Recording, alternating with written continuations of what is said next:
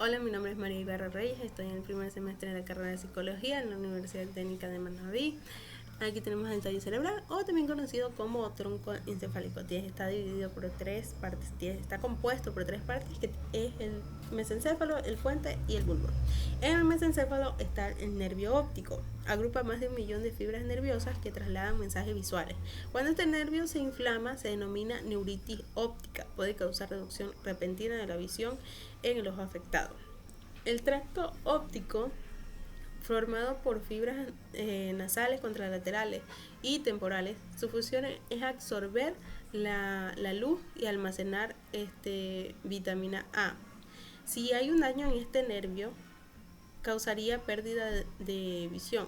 El nervio oculomotor, que está aquí, el nervio oculomotor inerva todos los músculos extraoculares excepto el oblicuo superior, el recto y el recto lateral. A una lesión completa el ojo no se puede mover hacia arriba, hacia abajo o hacia el centro. El nervio troclear inerva el músculo oblicuo superior que rota el nervio hacia abajo y lateralmente. En las lesiones de este nervio el paciente presenta visión doble al mirar recto hacia abajo porque las imágenes de los ojos están inclinadas una en relación con la otra. El nervio trigémino, que está ubicado en el puente, es el par craneal más grande. Tiene fibras sensitivas y motoras. Es el nervio sensitivo de la mayor parte de la cabeza y el nervio motor de varios músculos, incluidos de la masticación.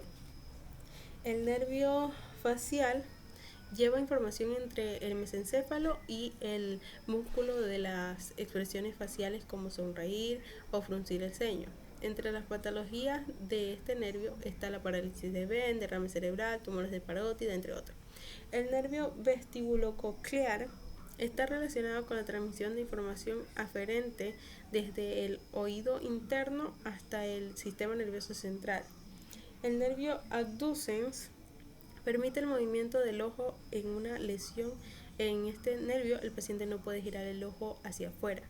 El nervio glosofaringeo inerva el músculo estilofaringeo y envía fibras secretas motoras a la glándula parótida. Como patología tenemos la neuralgia glosofaringea. Se presentan episodios repetitivos de dolor intenso en la lengua, garganta, oído y las amígdalas. Esto puede durar desde segundos hasta minutos. El nervio vago tiene gran importancia en el sistema digestivo, ya que coordina los movimientos de esófago e intestino. Sus daños pueden ocurrir si el paciente tiene diabetes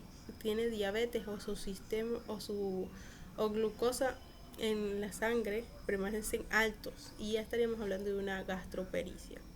El nervio accesorio inerva los músculos esternocleidomastoideo y trapecio, y mediante su raíz espinal. Las lesiones aquí de la parte espinal del nervio dan lugar a las parálisis de los músculos esternocleidomastoideo y trapecio. Y el nervio hipogloso controla los movimientos de la lengua. Superficie posterior que muestra el puente. Comenzando por la parte del mesencéfalo se encuentra el nervio troclear, y antes mencionado. En la parte del puente está la sustancia ferruginosa, está involucrada en la respuesta del pánico, estrés, depresión, ansiedad, y está implicada en procesos de demencia y Parkinson. El surco medio ayuda a aumentar la superficie de la corteza cerebral. Esto permite que se acumulen más neuronas en la corteza y por tanto aumente la capacidad del cerebro para procesar información. El pedúnculo cerebeloso superior, su función principal es unir y de esta manera comunicar el mesencéfalo con el cerebro. Entonces, si hay algún daño, no habrá esta comunicación. La eminencia media es una parte elevada del tuber cinerio a la que se une el infundíbulo y tiene funciones importantes en el control del sistema endocrino. El surco limitante separa la placa alar de la basal a cada lado. El área vestibular, producida por los núcleos vestibulares subyacentes, está relacionada con apreciación de la postura y movimientos de la cabeza en el espacio. El colículo superior el colículo facial, es una ligera protuberancia que se halla en el extremo inferior de la eminencia media. Tiene función motora y sensitiva. La pérdida de la función produce hipotonía y debilidad. Entre la porción pontina y vulvar se encuentra una zona intermedia donde se observan las estrías medulares, que corresponden a fibras cocleares que se extienden desde el núcleo arqueado del bulbo del cerebro.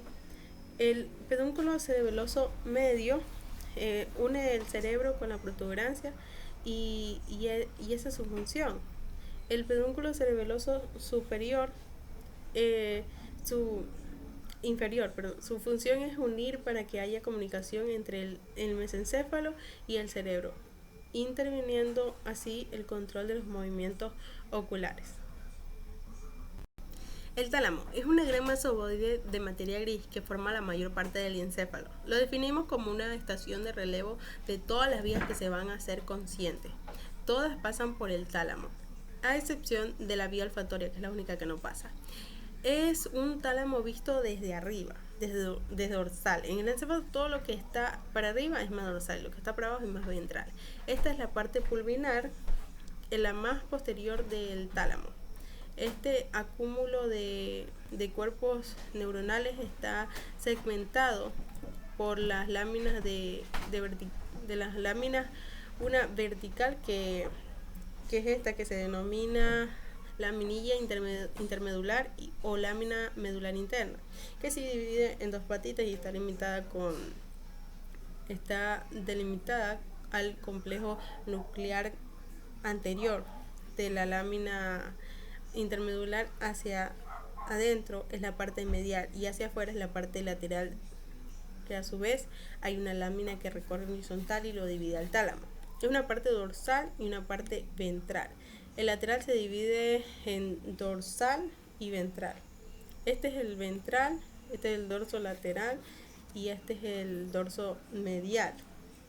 Y este es el lateroventral. Este se divide en tres: anterior, medio, posterior. El anterior va a recibir fibras del cuerpo estriado. El medio recibe todo lo que es vía cerebelosa, la sensibilidad profunda, inconsciente. Y el posterior va a recibir vías de sensibilidad del tacto fino, tacto grueso, y también recibe fibras trigémino gustativas. El posterior se divide en interno y externo, o también media y lateral. La trigémino gustativa va a la medial. Por otro lado, el dorso medial se divide en dos: una parte anterior, que es el centro de asociación talámica, y el dorso medial posterior, que es el centro de asociación hipotalámica, y el pulvinar, que se relaciona con los hemisferios parietales, temporales y occipitales. El cerebro controla los movimientos voluntarios, el habla, la inteligencia, la memoria, las emociones, y procesa la información que recibe a través de los sentidos. El núcleo caudado, entre sus funciones está el control de movimiento, memoria y aprendizaje, sensación de alarma, motivación. El paciente puede presentar trastorno obsesivo compulsivo, trastorno por déficit de atención con hiperactividad, Corea de Huntington, Parkinson, entre otras. El claustro es una fina lámina de sustancia gris que está separada de la superficie lateral del núcleo lenticular por la cápsula externa. Su función es desconocida. El putamen regula la motricidad voluntaria, los hábitos automáticos y el aprendizaje procedimental. Los daños aquí provocarían movimientos involuntarios como temblores, espasmos súbitos o coreas. El globo pálido transmite información desde el putamen y el caudado hacia el tálamo. Las afectaciones aquí también pueden causar temblores, espasmos, pero también bradicinesia, que es la lentitud de los movimientos, también convulsiones, entre otros. El puente de Barolio, o también llamado protuberancia anular, tiene la función de conectar la médula espinal y el bulbo. Es una de las partes del cerebro más importantes. Una pequeña lesión en esta estructura podría suponer la muerte súbita o la entrada a un estado de coma.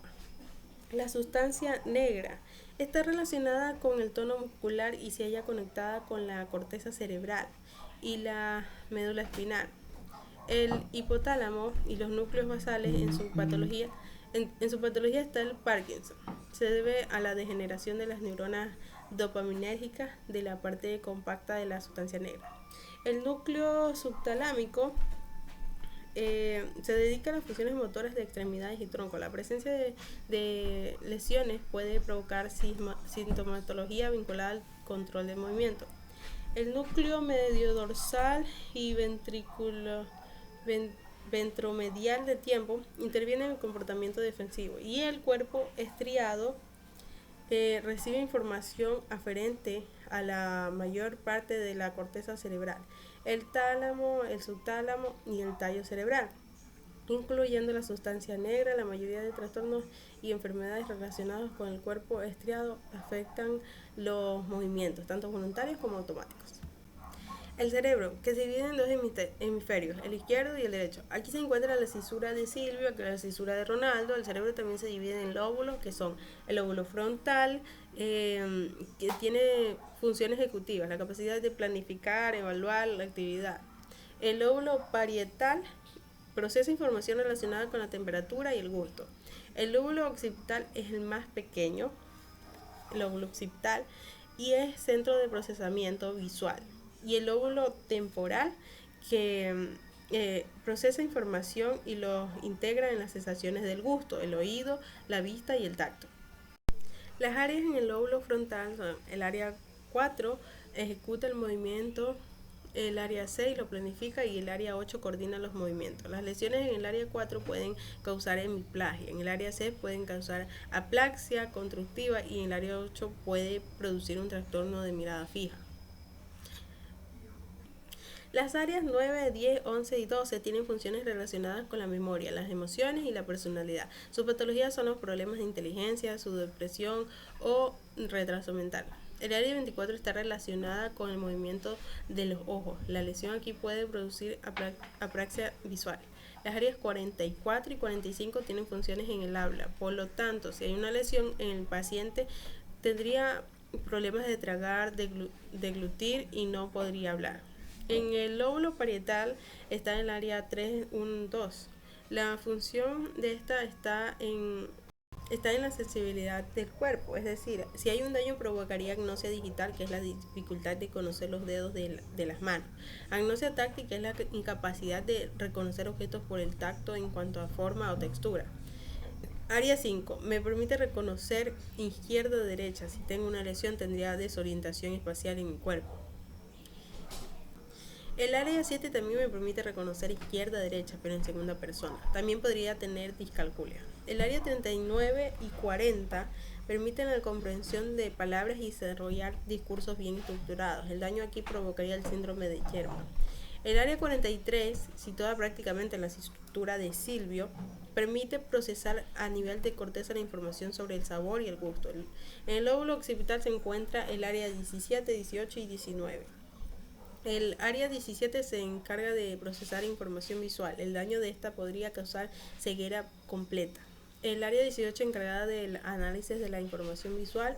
Una lesión en esta área provoca el no reconocimiento facial de las personas. El área 19 integra la información. Área 20, 21 y 22. Se encuentra en el lóbulo temporal. Están relacionados con la memoria, por eso si hay un daño provocaría la enfermedad de Alzheimer. El área 37 está altamente relacionada con el pensamiento de la información de color, con el procesamiento de la información de color. El área 38 es como una vía de conexión entre las vías que se encargan de la memoria y las que se encargan de las emociones. Y la área 41 y 42 que se encargan de todos los estímulos auditivos.